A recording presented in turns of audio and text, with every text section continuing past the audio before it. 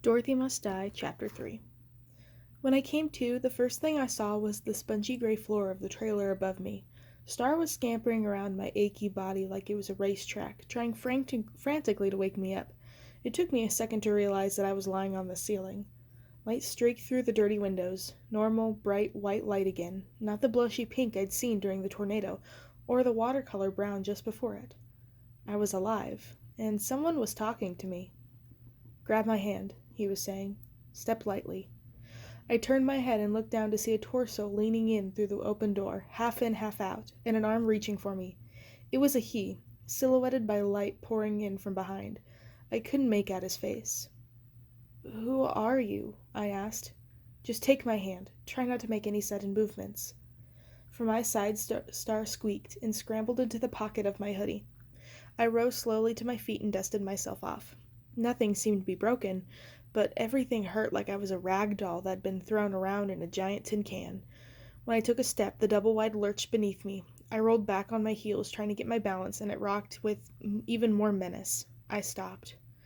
"Just 2 steps and you're home. Hurry," he said. The distance between his hand and me seemed farther than 2 steps. I wanted to move again, but I didn't.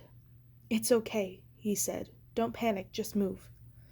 I took another step, careful not to upset the equilibrium, and then another. I put my hand in his. As my skin touched his, I saw his face, and I felt electricity shooting through my body. His eyes were the first thing I noticed. They were emerald green, with flecks of something I couldn't even describe to myself, and they seemed to be glowing, almost floating in front of his face. There was something about them that seemed almost alien. Was he a rescue worker? And if so, how far home was I, exactly? "Am I dead?" I asked. It certainly seemed possible. Likely, even. It was hard to believe that I had survived any crash. "Of course not. If you were dead, would we be having this conversation?" With that, he gave my arm a sharp, strong yank and pulled me through the tipped doorway. We fell backward, tumbling into the ground outside. I scrambled quickly to my feet and turned around to see that I was standing on the edge of a deep ravine. My poor little trailer was barely holding on, teetering on the precipice.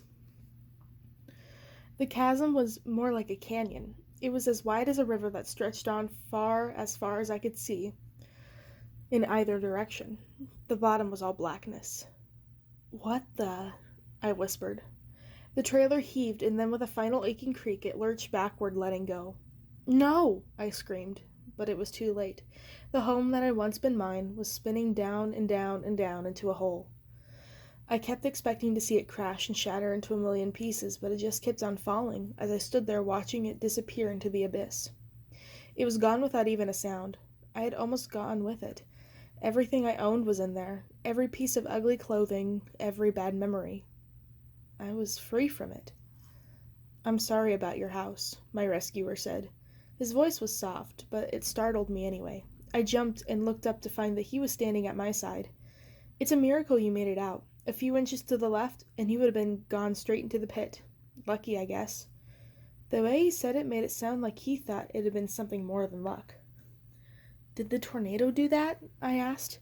I stared back into the pit, wondering how far it went down, wondering what was down there. I didn't know tornadoes made giant holes in the ground.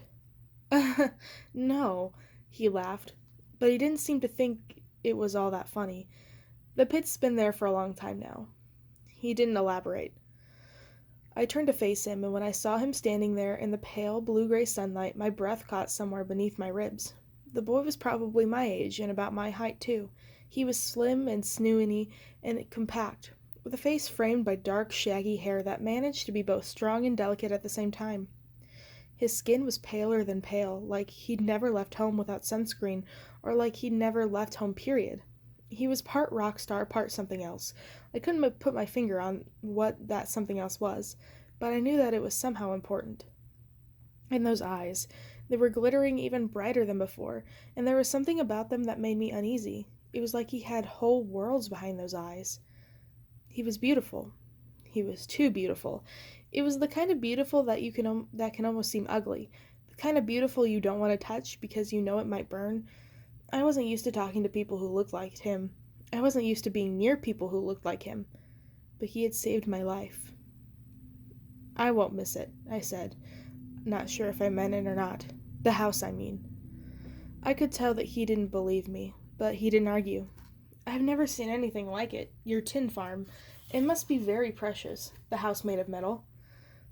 I guess they don't have trailers where he's from.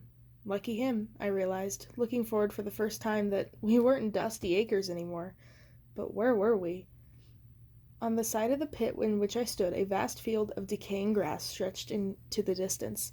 It was gray and patchy and sickly, with the faintest tinge of blue. On the far side of the pit was a dark, sinister-looking forest, deep and black. Everything around here seemed like to have that tint to it, actually. The air, the clouds, even the sun, which was shining bright, all had a faded, washed-out quality to them. There was something dead about all of it. When I looked closely, I saw that tiny blue dust particles were floating everywhere, like the wispy, floating petals of a dandelion, except that they were glittering, giving everything a glowing, unreal feeling. But not everything was blue. Underneath the boy's feet, yellow bricks, as vivid as a box of new crayons, were almost glowing, in stark contrast to a blown-out, post-apocalyptic monochrome of the landscape. The gold path led all the way up to the ravine, and then dropped off into nothingness. On the other direction, it wound its way through the field and spiraled into the horizon. It was a road. You've got to be kidding me.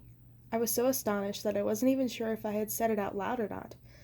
I had been dropped here by a tornado, and now I was standing on something that looked remarkably like a road of yellow bricks. This had to be some mix-up. Maybe Kansas had finally crashed in on the whole Dorothy thing with the theme park, and the tornado had just happened to drop me there, in which case this guy was just a really hot park guide. I stared at him, waiting for him to explain. "Welcome to Oz," the boy said, nodding, like he expected I'd figured that out already. It came out sounding almost apologetic, like, hate to break the bad news. Oz. I touched my head looking for a bump or something. I must have gotten knocked out and was having a particularly crazy hallucination. At that, I let out a hoot of laughter.